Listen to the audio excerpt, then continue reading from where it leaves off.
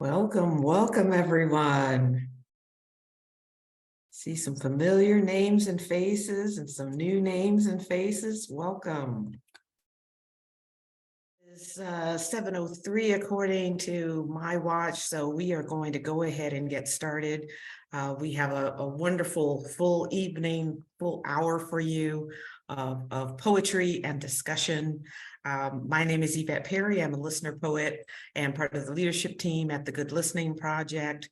You'll meet some other of our team members here in a bit, but I definitely want to introduce to you Shannon, if you can see her and wave to her there. Hello, Shannon. Shannon is going to be our chat host, so we encourage you. There will be, the chat is open as you listen and as you're soaking this in. Please feel free to write comments, reactions in the chat, and then we'll pause from time to time to kind of address your questions in the chat. But with that, I again want to welcome you all. This is much more lower key. I know some of you may have been at the event that we had back in April, the Just Poetry event. This is a little bit more low key, which we're calling it a salon, not to be pretentious necessarily or at all, more so just to give you this vibe of us all sitting around this virtual living room and having this conversation about the art and the work that we do. And you're kind of getting a behind the scenes look at our process and some of the work that we do. So that's kind of the goal for the evening. We have 4 poems to share with you.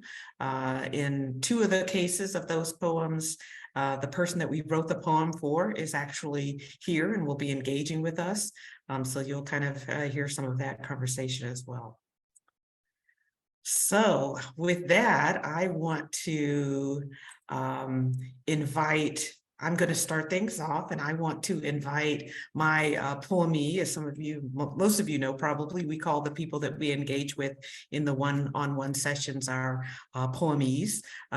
One more thing I do need to mention, we are recording this session, so I just want to make sure you all know that, and hopefully you're comfortable with that, but we are recording this.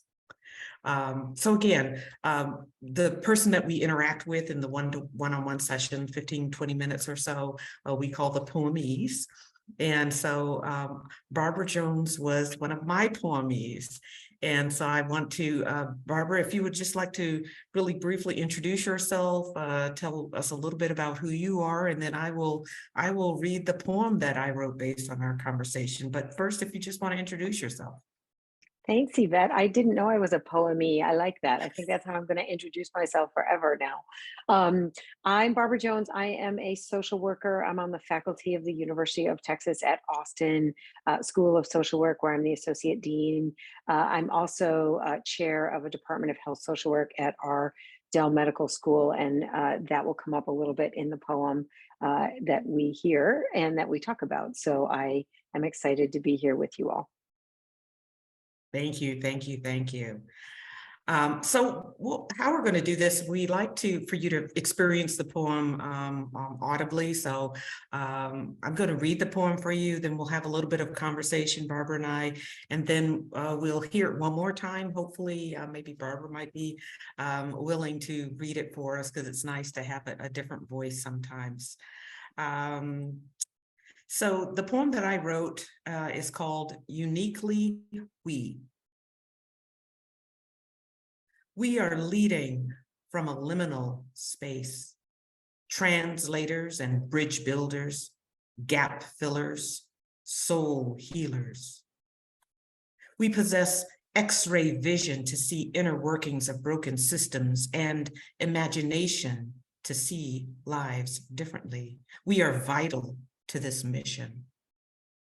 If we tell our story effectively, we'll move from undervalued to embraced. If we expect we deserve to be fed, we can then nourish others.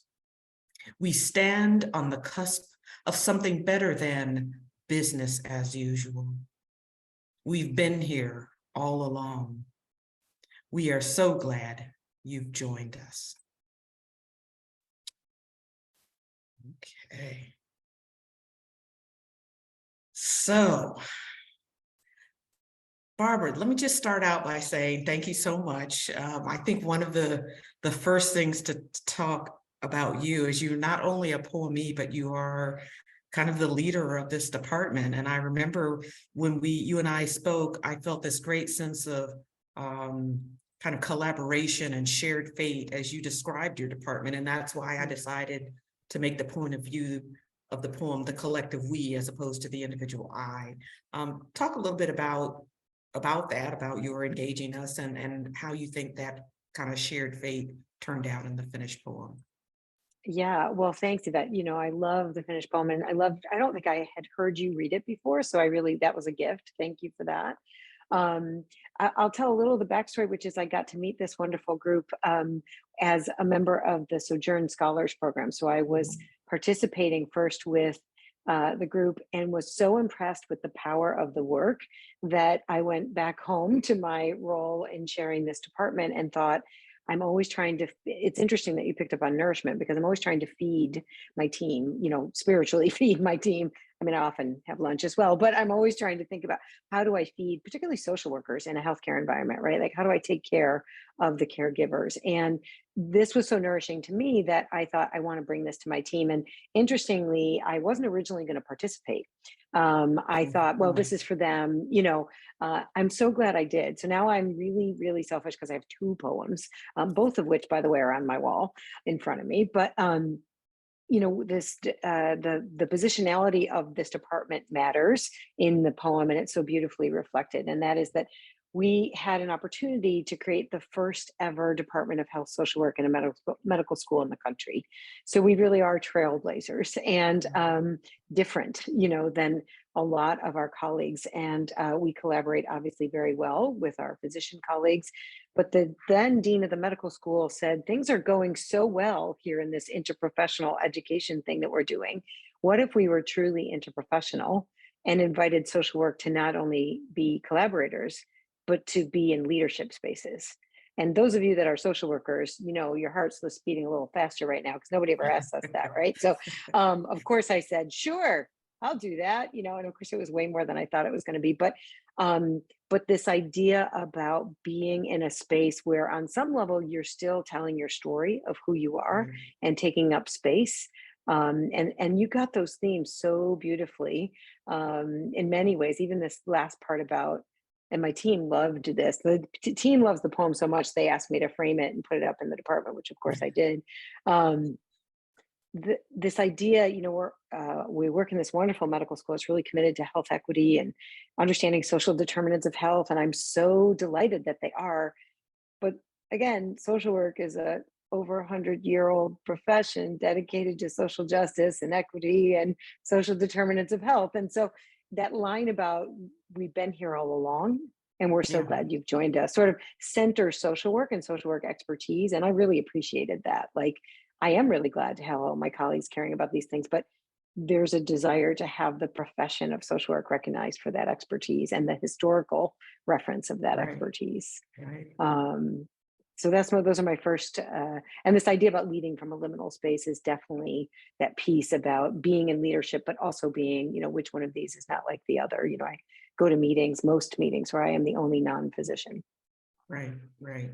And it's interesting, you mentioned this briefly, that at first you were going to do this for your team, particularly since you had already done this as part of, and a lot of times I think that's what we experience. Maybe Frankie has another opinion, but it seems like the leaders decide, I want this for my team. Oh, but not for me, not for me. So why did you decide to engage both as the leadership and the participant? Why was it the case that you wanted to be kind of on the same level as your team? I had a really lovely conversation with Jenny about it because I said, and I sort of sought her guidance about what do you think will be the, again, I was really thinking about, first of all, I want to make sure we had enough spots for everybody on the team to participate. So that was sort of the first game. And then once I realized that we did, I wasn't going to take anybody's spot. Then I just had a good conversation with her. And, she helped me to see that it would probably be great for me to engage in this same way and sort of throw my poem in the pool together. You know, I'm not different. And yes, I am the leader of the team, but in this space and what we're carrying, and in the art, as you mentioned, we're all carrying these things, and we all need ways to have that interpreted and held and expressed for us in ways that we wouldn't otherwise do. So she really helped me see that it would be great and not only appropriate, but probably really connecting. And of course, it was. Well, great. Well, I wonder if we can close out our section before, and I'll check in to see if there are any questions. Frankie, or maybe since you have it there in front of you, maybe you can read it in your voice. I would love to hear it in your voice. So maybe Frankie, if you can pull it up, or whichever is easiest. There we Sure. go. Go ahead. Okay. Uniquely we are leading from a liminal space, translators and bridge builders, gap fillers, soul healers. We possess X-ray vision to see inner workings of broken systems, and imagination to see lives differently. We are vital to this mission. If we tell our story effectively, we'll move from undervalued to embraced. If we expect we deserve to be fed, we can then nourish others. We stand on the cusp of something better than business as usual. We've been here all along. We are so glad you've joined us. Thank you. Thank you. Thank you for that. Shannon, Thank do you. we have any questions from our friends? Yeah, it looks like we just had a question come in from Tucker, wondering what was made possible for your team by experiencing this deep listening. Oh, that's a great question. You know, I try really hard to be, there's Tucker. I was like, we're, you know, such a social worker. I have to have eye contact, even in Zoom. I'm like, wait, I can't find him.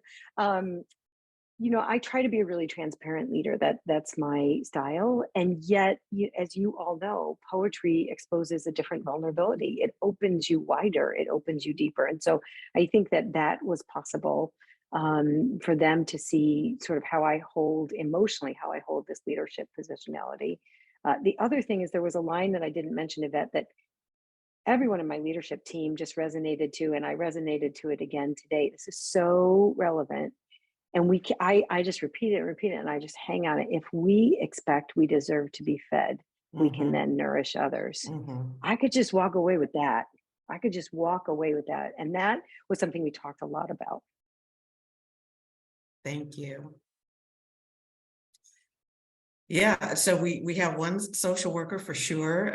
Nancy, our board chair. Any other social workers in the house? I think we might have another. There you go, Julie. Yeah, woohoo. All right, fantastic. Well, thank you once again. I want to again encourage the rest of you, if you have any comments, anything at all, please feel free to drop them in the chat, any reactions. But now I just want to transition to our next poem, which the listener poet is Frankie Aberlin, and his poemee is here. I know I saw him just a moment ago, Tyrone. So if both of you want to unmute and introduce yourselves really quickly before we get started in conversation. Yeah, Yvette, thank you. And Barbara, thank you also. That was really awesome. Really neat to hear more of the story of that poem and hear it in both of your voices. Maybe Tyrone, I'll propose that I'll read it first and then we can talk and then read it at the end, if that feels okay. Yeah, I see you're nodding. Okay, super. Before we start, I just want to acknowledge some of the faces that I'm seeing tonight are some of our students from our Certified Listener Poet course. And I'm seeing a bunch of you, Silaja, Sharon, Kelly. I know there's some other people that don't have their videos on right now, but just really exciting to see some alums from our course. That's really cool. All right, so I'll read this poem out, and then I'll just give a little bit of context. First, can you just introduce yourself and have Tyrone introduce himself real briefly? Smart. Yes, good choice of moderator, everybody. Great, okay. Well, I'm Frankie. I'm Frankie Aberland. I co-founded the Good Listening Project in 2018 with my friend Kay McCain. And I used to work in a hospital. I used to work at Johns Hopkins Sibley Hospital here in Washington, D.C. And so that's where I initially started experimenting with this. And initially with Elle, who's also on our team, and they were our first listener poet besides me on the team. Okay, did I miss anything? Great. Perfect. Tyrone, you want to say a couple words real quickly?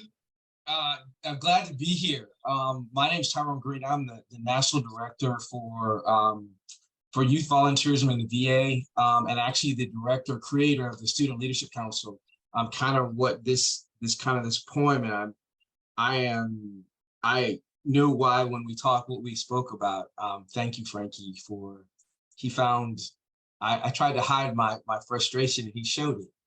And just my desires and my fears. And so I'm just glad to be here. I thought that was an amazing poem. And just thank you guys. Poetry, I'm not a poet, so I definitely I love poetry, but I definitely can't rhyme with the lick. So I'm grateful.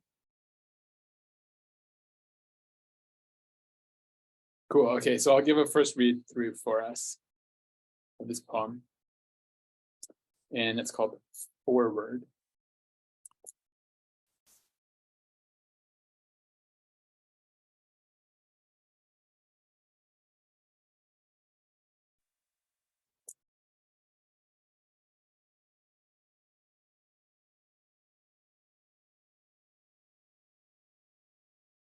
All right. Forward. When you burn a car, the flames are toxic. Who have you held accountable? Plastic dash panels and foam headrests and engine compartment circuit boards quietly doing their business 5 minutes before, below humiliated dioxin clouds. The asphalt underneath is scarred. Trees wilt nearby. What will you drive to work? What empty seats can you offer, sharing a path forward? I do not know your race, except that there is only one. If we let our differences define us, they will destroy us.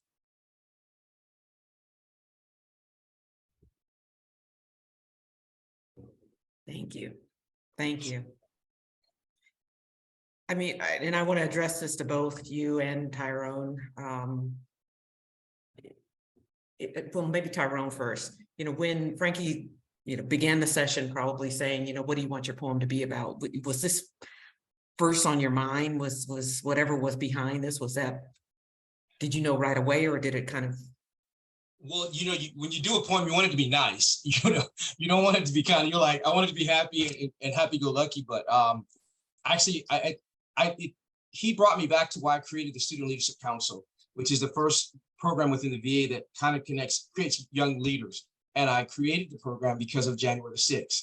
And when I saw what happened to the Capitol, and I saw all those people, and I saw all the loss, but I saw people just being misguided, and I realized that our children are being lost. And I felt I had to do something. And it's like you're fighting a losing battle, because our world today is not the way where we want it to be, even now. I mean, with the shootings and killings, and it's not just one thing, it's all just coming at us from so many different directions. And I made a decision to do something.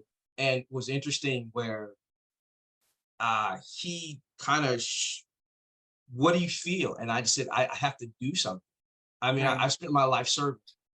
I mean, 24 years in the VA, I serve. What will it do in the end? I don't really know, but I know that I'm gonna do my very best to serve. I'm just a servant. And so that's kind of the genesis of me, of a servant. And no matter how bad it is, and I think that when I when I saw the poem and I just saw the fight, the fight that we're all in this country together, and we're watching this chaotic political system, this chaotic way our young people are, just suicide rate is so crazy. But even the division, but then yet you still come to work like the social workers, but everyone else, but you got to do your part to try to keep it all together. I think that's really where that's where my heart is. So that's really where this kind of captured me. Right, right. And for both of you, you and Frankie, that metaphor of the burning car was just, that imagery is just so rich for me. Talk a little bit about that metaphor. Did that come up explicitly in your conversation? Was this something that, you know, you kind of extrapolated, Frankie, from the conversation? Well, it didn't come up explicitly, as I recall. The context was, this was actually 5 or 6 months before January 6th. So this was the summer of 2020. It was the end of September. And there was a lot of protesting happening. Mm-hmm.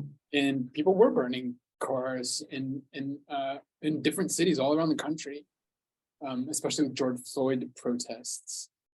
And people were sort of looking like, what do? We have to do something. I don't know what to do, but I can't just sit here and write an op-ed or read an op-ed or have a conversation with my family. Like, we need to take this outside and show people that this is an emergency.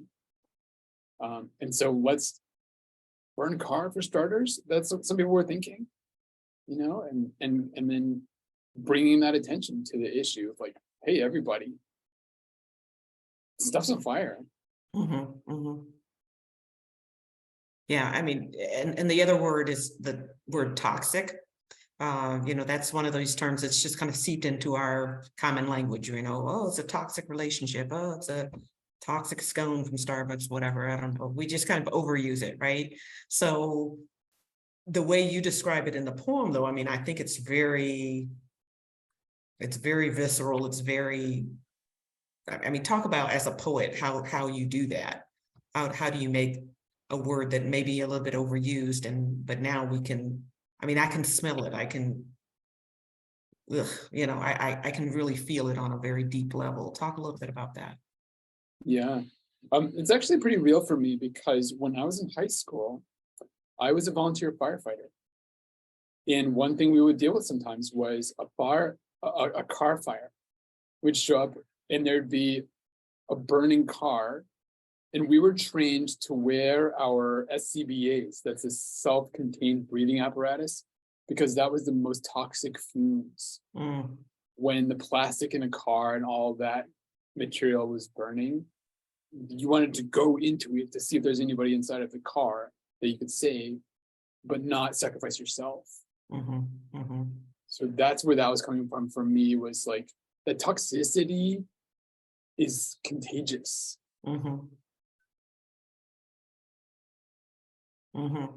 Tyrone, did that metaphor resonate with you? That Yeah, I with think what you were talking about?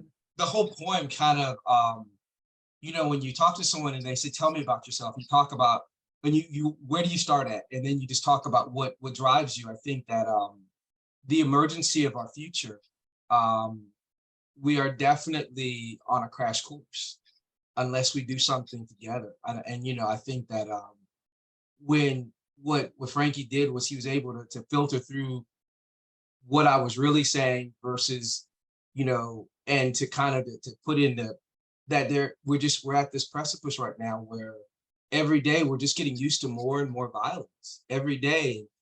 But then you're living in this world of trying to be a person to save people and care for people and guide people, where you have to find, no matter how bad it is, you got to go forward. And it is, I mean, the toxic environment, the world, but it's only one race. It's, you know, we're going to be destroyers of ourselves. That's just no doubt. There's no doubt. It will not be the aliens. You don't need aliens to destroy us. We do not need aliens. I mean, we're doing a darn good job by ourselves. And I think that's really, it just kind of showed how I felt and just kind of where, but not giving up, but just kind of say, this is where we are. So, yeah. Right. But Tyrone, you still have hope for us, right? my friend, I just my goal right now is get 500 more kids. Before I started with 40, I'm at 500 now. I got a lot of hope. Now I got to get some Wonderful. kids, to join that battle. I mean, we're crusaders. I mean, brother, just like you. I mean, we're crusaders. I mean, I think that it matters not if we don't make it through it, but we are carving a new path, a new future. We have to do this. I think, and that's what you're doing. And that's what I want to do. I think everyone on this call, we see a dim light, but there's still some light. I don't care what you say. Well, on that note, I wonder, Tyrone, if you would be willing in your voice to reread the poem, and then we'll check on conversation from the larger group. Yeah.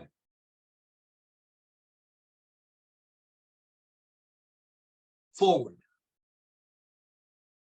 When you burn a car, the flames are toxic. Who have you held accountable? Plastic dash panels and foam headrests and engine compartment circuit boards quietly doing their business 5 minutes before billow humiliated docks and clouds. The asphalt underneath is scarred. Trees wilt nearby. What will you drive to work? What empty seats can you offer? Sharing a path forward. I don't know your race, except there is only one. If we let our differences define us, they will destroy us. Thank you. Thank you. Shannon, can you share any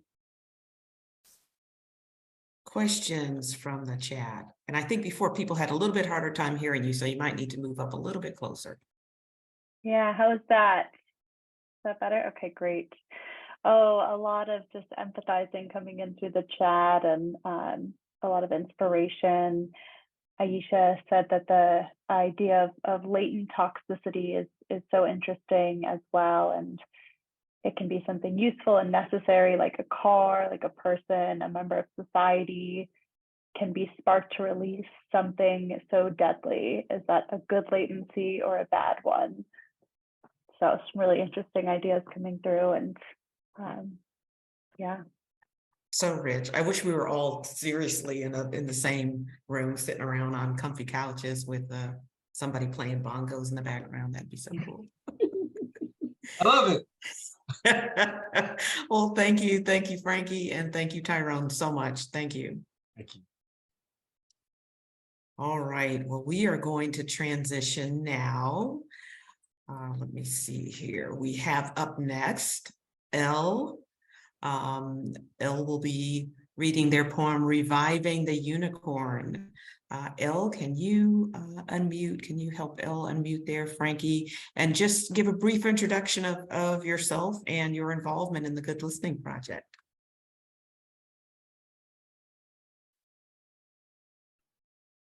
Hi, thanks, Yvette. Yeah, my name's Elle. I'm a listener poet and the grants coordinator for the Good Listening Project. And like Frankie mentioned before, I was the first listener poet after him, and I helped pilot the program before the Good Listening Project was founded. And fun segue, Burning Man was involved, right? It was central, in fact. Yeah.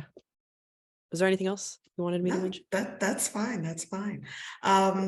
So if Frankie can help bring up the poem Reviving the Unicorn, if you can read that, Elle, for us, and then I have some questions. We'll be in conversation, and then have you read it again, and then we'll have conversation from the full group. Sure. Thanks. Reviving the Unicorn. The pink unicorn plate that came with my Happy Meal was a non-negotiable for me. Unicorns were everything. Well, eventually I learned that unicorns are even less real than platypuses, which, to my mind, was a dire matter. I think I've come back to my roots since then, because this palliative team is a blessing, each one a unicorn. We are doing so much here, but despite everything, the mutual respect and deep care, my passions end up shelved by the demands of a 9 to 5. Where am I going? the drive inside me yearning to write a sci-fi novel, start a podcast, travel, work at a comic book shop, I have to take it down from the shelf sometime, reopen the question, like before, revive the unicorn. Wonderful. Well, as poets, we do metaphor a lot, and it just seems so perfect, that whole unicorn metaphor. But can you give us any background? And your poemee is not with us. Give us any background about, we always do a little story about the conversation. Give us a little background about the context for this poem. Yeah. So this poemee spent a disproportionate amount of time telling me about how much they loved unicorns. And they knew that it was a strange topic for them to choose. They spent a long time explaining to me the logistics of how a group of unicorns is a blessing, if you didn't know that, and how they feel. They were talking about how their palliative team thinks of themselves as a blessing, like they think of themselves as unicorns, because it takes a lot to work in palliative care. And my poemee was saying that they're not really sure how this label kind of arose, but it seemed kind of unanimous that they all just started using it. And then they talked about how in their childhood, unicorns were very central and important to Right. them and sort of representative of their passion. And so as they began to talk about how they were struggling to connect with their passions now, during having this job and like the demands of a 9 to 5, the unicorn seemed like a good way to represent these passions that they felt that they were missing out on at the moment. Right. I mean, one of the things that I love about doing this work is that we're writing very specific poems for very specific people, but at the same time, the poems, a lot of people could relate to that. You don't have to be in palliative care to relate to this idea about whatever your passion was as a kid. And, why don't I make time for that now as an adult? I just love that about the work that we do. Yeah. So one of the differences between this poem and the other 2 poems we just heard, Elle, was that you wrote this poem in the first person from the perspective of the poemee, and we do that a lot of times. What is it like for you as a poet to inhabit someone else's persona to tell their story? Yeah, thanks. I nearly always write from the perspective of the poemee. I think that it's because when I'm thinking about what I want to include in the poem, I am obviously connecting with their perspective and connecting to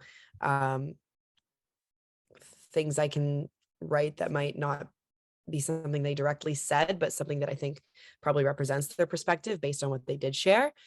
Because obviously the poems, or maybe not obvious to those of us who aren't listener poets, the poems are a combination often of direct quotes and also extrapolation.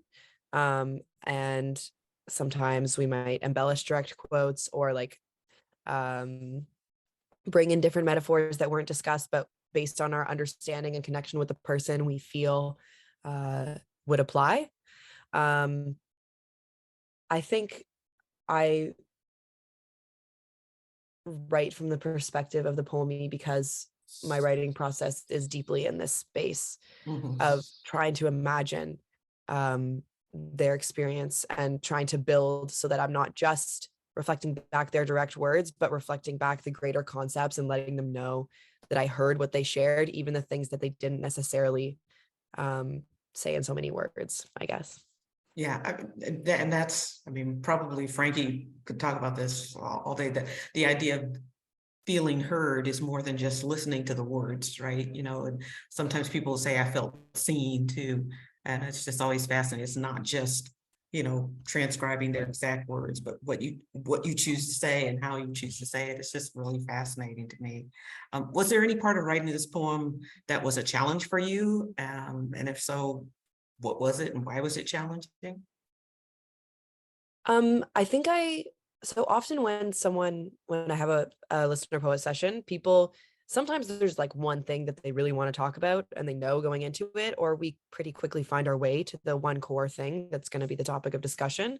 But in this conversation, there were sort of two parallel topics. And for me, the challenge with this poem was integrating them. Because often there's some sessions where I only write about what we talked about for 5 minutes because it took until the last 5 minutes of the conversation for us to get at that thing that they really needed to share. And everything else I could just tell was not as core to them at that moment. And in this conversation, it was kind of different because we spent maybe half the time talking about one topic and half talking about the other. So the two topics were, first of all, just working in palliative care and this person's like team of unicorns and what it's been like to work with them and how wonderful they all are. And the sort of solidarity that they feel and around unicorns. And then the other aspect was this person kept talking about how their passions had been shelved. Right. And despite being so passionate about this work, their more personal passions had been shelved. And so it was trying to integrate these two things that was kind of tough. Yeah, I think by using the unicorn as a metaphor for that passion is kind of how I overcame this problem. Right. To kind of connect those two things. But at what point did you figure out that as the solution? I am not sure it was even a distinct point. I think I usually my poems go through several iterations. So I probably wrote and pitched like 3 stanzas that you don't even see here. Right. And then this is the result of the stanzas that ended up finding their way together. Fantastic. And I'm always fascinated by poem titles. So, and you do the title and also the last line is kind of a callback to that. At what point in your creative process did you know you were going to use that as the title? Yeah, if I remember correctly, I think that may have been the first thing that I decided before I even started writing the poem. And that also kind of answers your previous question about the challenge and how I integrated those two aspects. I think putting this title, like bookending the poem sort of with this concept of reviving the unicorn, I think sort of acted to synthesize it a little bit more as well. So yeah, and I think I'm a bit of I do that a bit too much perhaps in my poems. The title is usually in there somewhere. Yes. It's usually referenced. Well, That's because actually for the first year or so of doing this work, I never titled any of my poems until one of our listener poets, who doesn't work with us anymore, but used to, Catherine Gecker, she told me, well, you have to title all your poems. And she is a longtime poet, and I really look up to her. So I thought, well, I guess she's right. So now I'm always like, oh, what am I going to title my poem? But this one was easy. Anyway. Good. Thanks, Yvette. Well, I wonder if you can read it one more time for us, and then we'll invite the rest of the group in to ask any questions that they may have. Yeah, definitely. And the reason Frankie's pulling, one of the reasons why we do this is sometimes you get a little bit different flavor after you've heard some of the background about it. So, so that's why we like to kind of do it twice. So go ahead. Thanks. Reviving the unicorn. The pink unicorn plate that came with my Happy Meal was a non-negotiable for me. Unicorns were everything. Well, eventually I learned that unicorns are even less real than platypuses, which, to my mind, was a dire matter. I think I've come back to my roots since then because this palliative team is a blessing, each one a unicorn. We are doing so much here, but despite everything, the mutual respect and deep care, my passions end up shelved by the demands of a 9-to-5. Where am I going?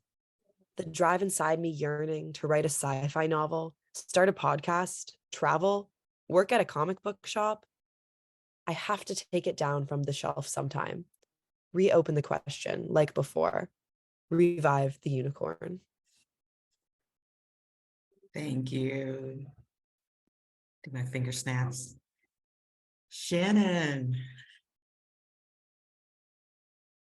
Yeah, that was so powerful, and a lot of appreciation from the audience, and appreciation for reading it twice. And I totally agree. It's really interesting to feel the meaning the first time, and then it brings on a whole new meaning the second time. A few questions. The first is, how long does this process take to write a poem, and is there an editorial process? Oh boy. So I think that's very individual per listener poet.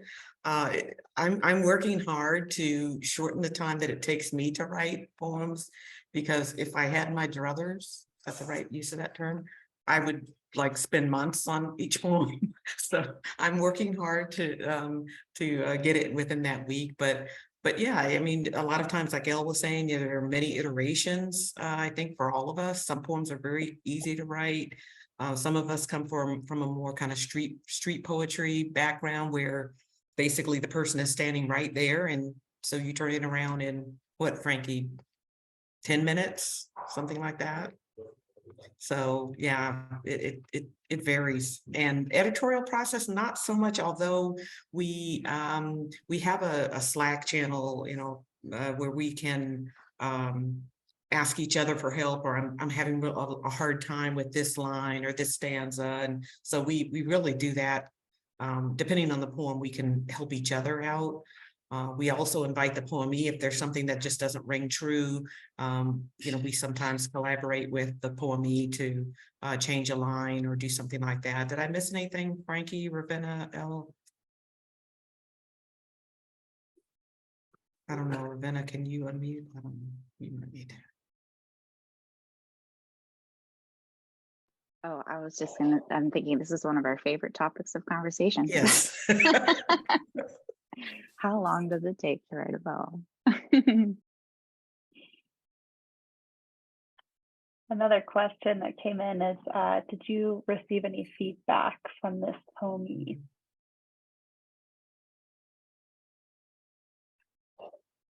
Oops, oh, I think that you are still muted. Yeah, I actually did not receive any feedback from this poemee. I received feedback maybe I think people respond to my email maybe 30% of the time. And we then give another opportunity for feedback a little later, but this person did not respond to either. So I don't know how they felt about their poem. I bet they loved it. We choose to bet that. It's this hard, and you write these poems and put your heart and soul, and sometimes we don't hear. But there have also been times, Frankie, when like a year later, 2 years later, somebody will like just out of the blue say, "Hey, I never let y'all know, but I love this poem," So I don't know. All right. Well, thank you again, Elle, and thank you, everybody. You already heard from Ravenna, but the last person you're going to hear from is our resident poet expert, Ravenna. Do you want to just introduce yourself, Ravenna, really quickly, and kind of your role in TGLP? Hello. Thank you, Yvette. And I'm Ravenna. I'm a listener poet and the lead instructor of the Certified Listener Poet course. And it's just so amazing to see so many of you here tonight. Thank you for coming out. And so many friends as well, and family. Thank you guys for being here. It's really wonderful to see you all, and new faces as well. Excited and nervous to read. I've been saying all day. Well, I'll give you a softball question first, then, Ravenna. Just really briefly, what is the Certified Listener Poet course? How many cohorts have we had? Just give us a little bit of background. Yeah, I mean, I can talk forever about this, but briefly, We get together in a small cohort of about 7 people plus me. We started last fall, so we've now are in our 4th cohort. They're just working on their practicums, so going out to people in their communities, seeking out people they'd like to hear stories from. So the course is a training on that. 8 weeks together, we go through a different topic each week, starting with foundations of listening and poem craft and a lot of fun different topics, and get a lot of practice listening to people, got to observe listener poets do the craft and ask questions along the way. And it's just been one of the greatest joys for me in being part of the Good Listening Project.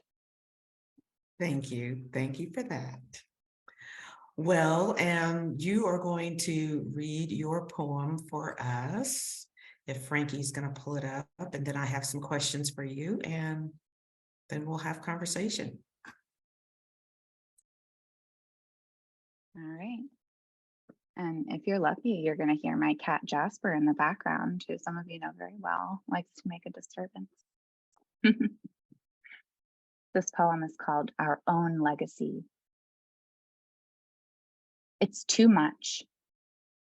Everything we're sustaining as human beings is too much. Give us the time and space we need to digest these massive waves of social injustice. Let it saturate. Let us be sensitive. Let us vent. Let these feelings leave our core. Let's meet people in their own environments.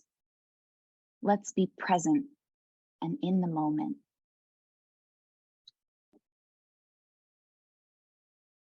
Let us rise up and leave our own legacy of justice and equity, compassion and empathy. Ooh, thank you, thank you, thank you. I just think it's just so cool. I mean, we kind of sort of planned which poems we were going to read, but it's just a nice bookend from one of the earlier poems. So maybe first start out with just a little bit of background about the session and the poem story behind this poem. Yeah, so I know we didn't plan this, but it is very much a bookend. This poem is a social worker. And we spoke very early in the morning. It was the first appointment for both of us. I think it was like at 9 a.m. In this past summer. And it happened to be the day that morning that we got the news that the Supreme Court overturned Roe versus Wade. And so we were the first people that we had talked to at all since hearing that news. And so this person told me that they initially did not want to come to the appointment. They were thinking about just canceling on me, which I would have totally understood. But they showed up and were very honest about their the emotional impact it had on them and the physical reaction that they had as well upon hearing this news. And started talking about, like we've heard, like so many of the things that we are exposed to on a daily basis, just the feeling of like, wow, it's so much. Every time I look at the news, open my phone, there's something new to have to digest. And then this person started talking about how all of these feelings, they have to go somewhere. Yeah. And they felt really lucky that they were in social work, in working with these people where they were able to bring these feelings and be honest and transparent about what they were feeling, how that this was affecting them and their ability to do their work.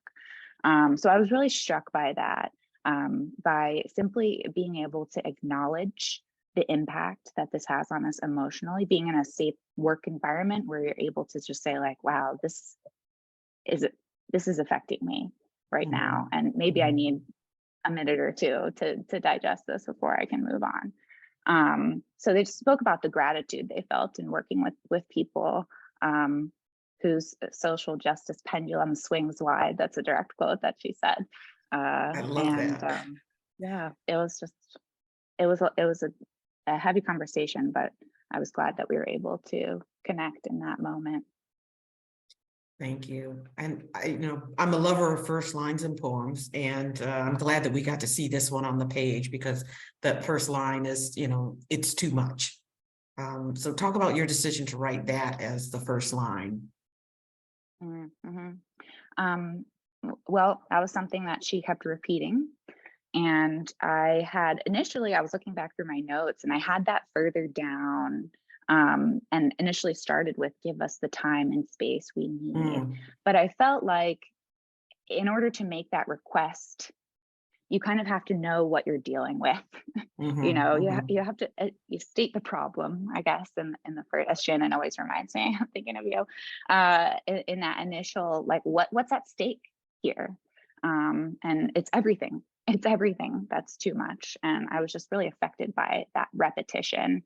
And the other phrase that this person kept repeating that I included at the end was, "We need to rise up. Let us rise up and do this." So I kind of wanted to have those mirrors of the repetition that this person was talking about.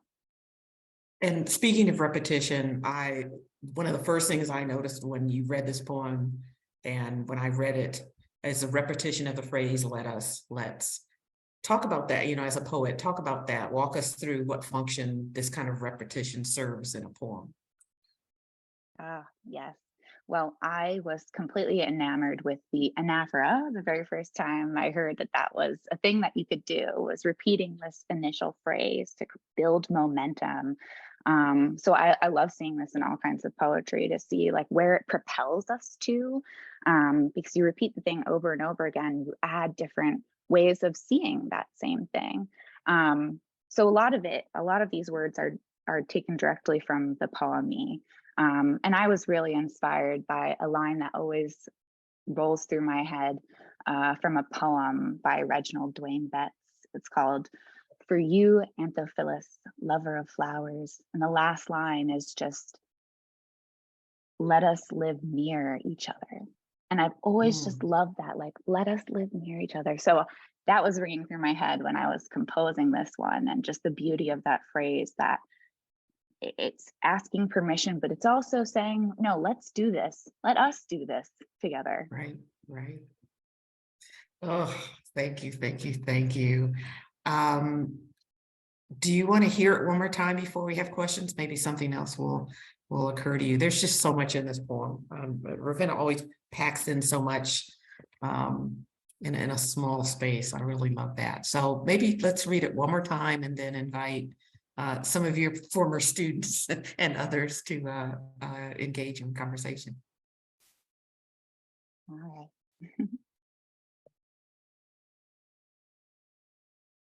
Our own legacy.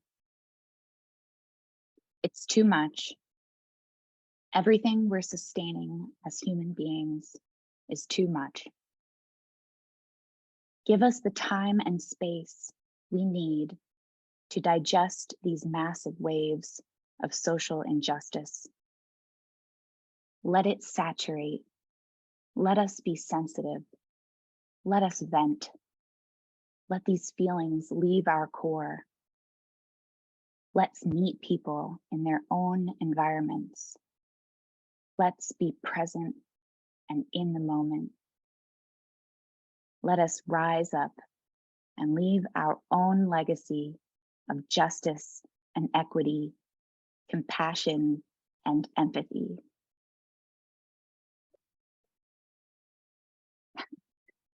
Thank you. All right, Shannon.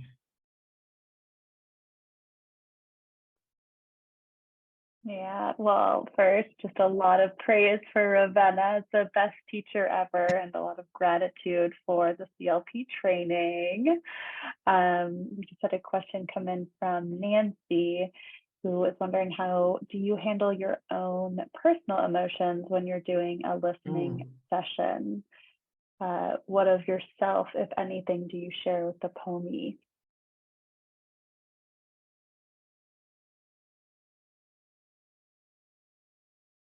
Oh, should I answer this one? Oh yeah, that's a good question, and this totally makes me think of you, Nancy, and knowing what you've offered for our course as well. And I mean, the people who know me know I cry a lot to release the emotion. And being able to talk about it with other people really helps, particularly heavy conversations. Like I think I go and talk to people almost right away sometimes, be like, look, wow, that was a lot. And it really depends on what to share. Sometimes it does feel right in the moment to share more of your, for me, my why in doing this is deeply personal. And sometimes I feel like, yeah, we can talk about that because I see something in that. Other times it seems like a lot of effort to go through, to open that up and be vulnerable. So it really depends. And I think everybody has their own way of coping with the emotions that come up, but it's very real. Like we are very affected by what we hear, I think. And so it's important to recognize that too. And I'll just add one more thing to that. And, we're trained as listener poets to make sure that we're not inserting ourselves all throughout the session, like if you're talking to your friend and they're like, oh yeah, I just came back from Chipotle. You're like, oh, I was just there last week and I got sick. You kind of resist the temptation to insert yourself in everything. But sometimes it would feel disingenuous if you did not share something, or I don't know. It is hard. It's in the moment that you're really trying to decide.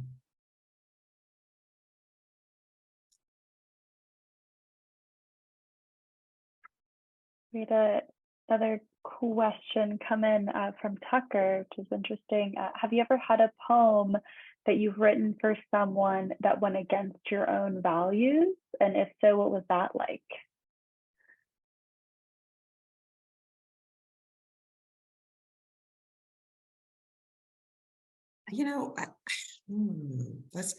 I don't know about against for me, and I haven't been doing this quite as long as Frankie and Elle, but it hasn't necessarily been against my values. But there have been times when I thought that maybe the poem wasn't being quite honest enough. But I'm not a therapist, so it's not my job to help them have a breakthrough. So I think that would be the only thing where I'm like, I kind of feel that there's something deeper here, but non-judgmentally, I don't know. Ravenna, have you ever had that? Or I think Elle had their hand up Elle? as well. Oh, go ahead, Elle. Yeah, I would definitely second that sometimes it feels like you have to hold back a bit of what you have gleaned because it's not something that they wanted to share. In terms of a poem that went against my values, I would kind of say something similar, which is that I don't know if they necessarily went against my values explicitly. Like if they had been going against my values explicitly, I think in a way that was like harmful to me, I think I would have been able to politely end that session if it was like truly inappropriate. But there have been times where implicitly we just clearly aren't coming from the same worldview, and in that case writing the poem is frustrating because I want to talk to the person about my perspective, but that's not the point. And so again, I'm just embodying their perspective. And sometimes I feel like the contrast, if they have a different perspective that I kind of disagree with, sometimes the contrast for me highlights even more where they're coming from because it's just so different from my own. And so in that way, it's easier because I know I'm not projecting my own feelings onto things, which can sometimes be difficult. So yeah, that was a great question. Great question. Great questions. Well, we are at time, and I would be remiss. Hopefully, most of you know us or know a little bit of us and know us how to reach us on the website. I think Shannon has some links. I would be remiss if I didn't mention this is Giving Tuesday. If you are so inclined to help us support some of our programming, we would really appreciate it. One of the things that we do is we try to, for the Certified Listener Poet course, for example, we try to engage folks who might otherwise not be able to afford to take the course. So anything that you can do to help and pass the word about us and our programming, we would really appreciate it. Frankie, do you want to say any last words as our fearless Executive founder? Director. Well, I just want to say we're all going to go out to the fire pit after this. So There if you go. grab a beverage, go to the bathroom, and meet us out back. Let's keep Yeah. talking. Well, We the will after continue party. with it. But we are planning to make this a series and do this maybe quarterly. Yeah. I've just had a wonderful time. Really neat to be able to share this with you all and hear your questions and see you all. So thank you for being here, and thanks Yvette for a great job facilitating. Oh, you're welcome, and thank you all. Thank you all. Thank you very much. Thank you. And we'll see you soon. Take care. Good to see you all. Thanks for being here.